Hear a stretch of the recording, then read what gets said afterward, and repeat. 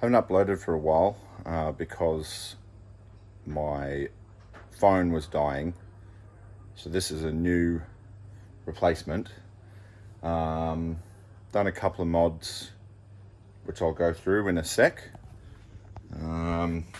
Right now, we're topping up the oil on the WRX. So somebody put me onto this. It's actually a diesel oil, which means it's got a lot of detergents in it. But it's really nice quality oil. So this is 15W40 Delvac, and when these are on special, they're like 85 Australian dollars for, I think it's 20 litres.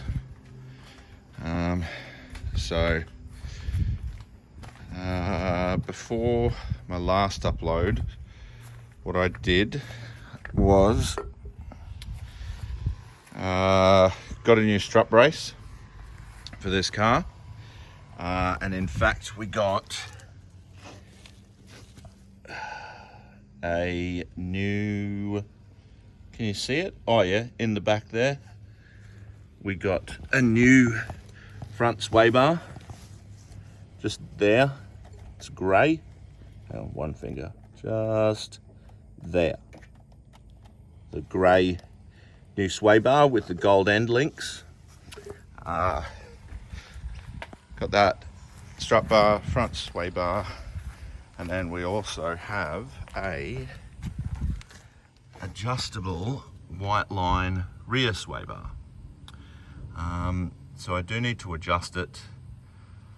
I don't know if those links are on. Those links are on back to front. They might be, but it works as it is now. But it's currently on the lowest setting, so the least stiffest. I might update that to the stiffest setting. I cracked the this box here, the one that comes with the cubby, because I broke my vent. So I've ordered a new one of those, which comes with a cubby lid. You're better off just buying a new one, because all the old ones, because it sits in the sun, the covers just crack. I'll show you. So check the oil.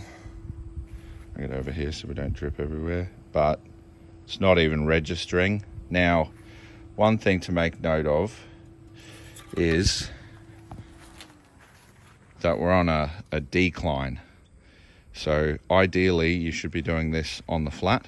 So I probably should be doing it into there, but I'll just make sure that I don't overfill it. So that's that. Oh yeah, so I've had a problem with an oil smell, and it really bugs Eleanor, my wife. So when the windows are down, after driving for a while, you get a real bad oil smell. And so what I think it is these engines, particularly this one, has a fair bit of blow-by. And so when I take off this intercooler pipe here, this charge pipe, it often has oil all around inside, and then there's often a lot of oil here, and then intercooler. And where it comes from is there's two breathers. So there's a breather off this cam cover and a breather off this cam cover. They join together and come in here just before the filter. So when it's sucking in air, sucks in oily air vapor. And then same here, this is where the PCV is. So PCV valve goes in the back of the manifold. When you're under boost, it closes off, but when you're not, it sucks oily air straight out of the crankcase and into here and into pre-turbo. So that's all for emissions and stuff. I have tried fitting a catch can. I didn't actually catch much oil, so I just prefer to run it factory. I probably should get some upper engine cleaner, but I think what's happening is, so on this charge pipe here, down there is where the blow-off valve went. I'll show you without knocking over my oil. So the blow-off valve sat on there, and when it's releasing air to the atmosphere, I think it's like, you know, got a bit of an oily smell, and sort of up here is where your air conditioner will take it in. Also, if there's any, I don't see any holes in the firewall that go through to the cabin, but yeah, I'm gonna remove that. So all I've done is I've just blocked it off, and then the hose that we had that the blow-off valve was teed into, so this is the hose here, and if you have a look, it's kind of hard to see, but inside, let's have a look, see if we can see inside. No, I can't really see. Yeah, so it's oily inside there. Let me see if I can get it to focus.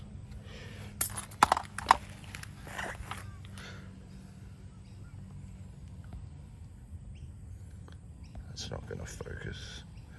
But inside there, it's all oily, and so what happens is when it releases the air out of these holes, it goes psh, and I reckon that's where the oily smell's coming from. So this turbo's not like, I don't know, in super good condition. It basically needs a rebuild. A good condition modern ball bearing turbo you can run without a blow-off valve, no problems. It's when you get like cheap journal bearing turbos like that TDO 5 that I got from eBay that it starts to cause some issues. I'll show you what happened with that actually.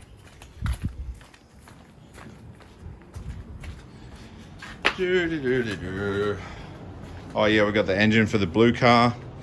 I've got a few more bits and pieces for this. I'm just waiting to get I'll show you it, the fuel lines.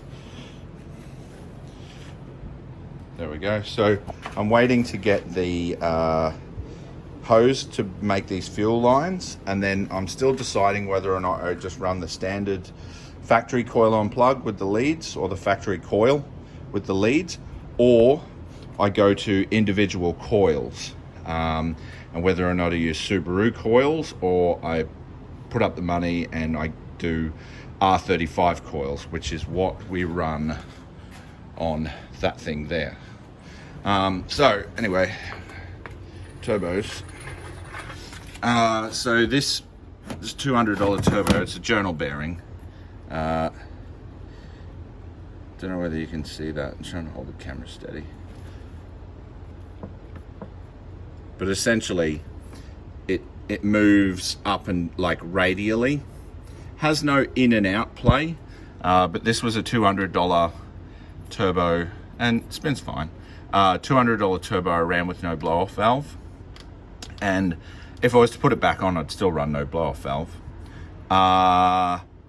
And what guys tell me is that, look, that's just the bearing oil clearance, so when it's filled with oil, you won't, and oil pressure, you won't get that movement. So yeah, I have considered putting this turbo back on, but I just thought maybe I'll either get this one, which is a VF23, I might get this high flowed, or the VF28, which is identical to this VF23, get that high flowed, and then it'll be a brand new turbo. I just don't want to put this one on and then, I don't know, something happened to it, or I have to go and change the turbo again. But this one actually sounds really cool, like gives a real good zoo, zoo, zoo, zoo.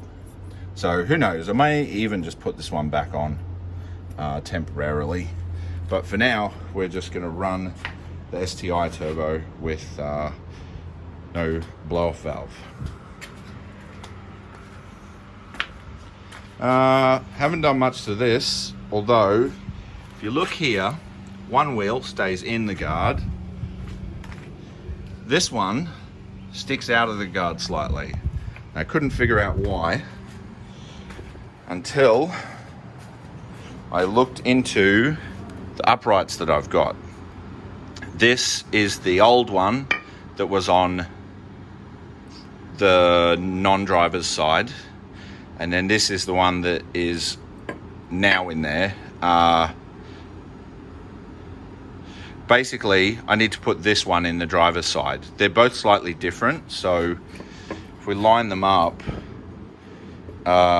this one, that's not very accurate, but this one is different dimensions to this one, and it's actually slightly taller by about 5 millimeters. So if I put this one in, I think it's going to put the wheel back in the guard. My only concern is that I really should get a wheel alignment done, but I just want to chuck this in so that it tucks my wheel in, and then I don't get any more trouble from the police. The only difference between the two is this is from a Gc8 100. It has an ABS port, whereas this one does not. And then they were both shortened by the same guy, but he's like done it differently with this one. He's put 2 chunks of metal, like wings, off here, instead of this one. It's got like a flat piece and a flat piece. Both do the same job, but I think this one's got slightly different and slightly better dimensions. Also, if you look, so this one seems fairly straight, whereas this one has a bit of a bow to it. So maybe this has a different amount of caster. Who knows? But the right-hand side one will probably fix it.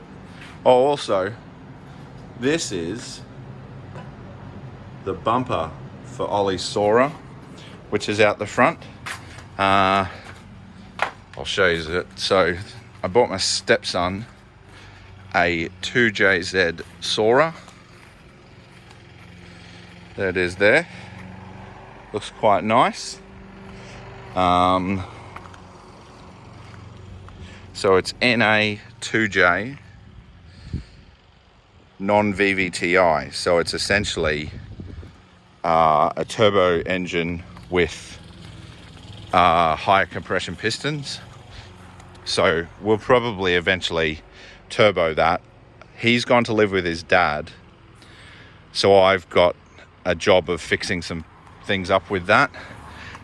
There's some old Toyota problems, like the door lock not working and the window winder not working, etc. So I've ordered a couple of bits and pieces for that. And then Jeep, I finally, after a year of not having AC, I bought a Denso AC compressor for the Jeep. That's got a brand new AC compressor in it, but I had to change the rear hat to suit that year model Jeep, and for whatever reason the gas just leaked out of the compressor. So I've bought a completely new compressor for that. I need to fit it and then take it to, oh geez, I forget his name, it's been so long. But yeah, we've got a proper Denso compressor for the Jeep with all the right fittings, don't have to change anything. And then one upgrade I might consider doing once I figure out what turbo I'm going to use on the white WRX, is I'll use this Killer Bee inlet pipe, because with this aluminium it'll make a nice echo, and you know, you can hear the turbo and all that kind of stuff. So those are the updates on the cars. Sorry it's been a while. I had an iPhone 6 for a while, and that made me sad trying to make videos with that. Anyway, thanks for watching. Like the video if you liked it, and subscribe if you want to see me ramble about this kind of stuff again in the future.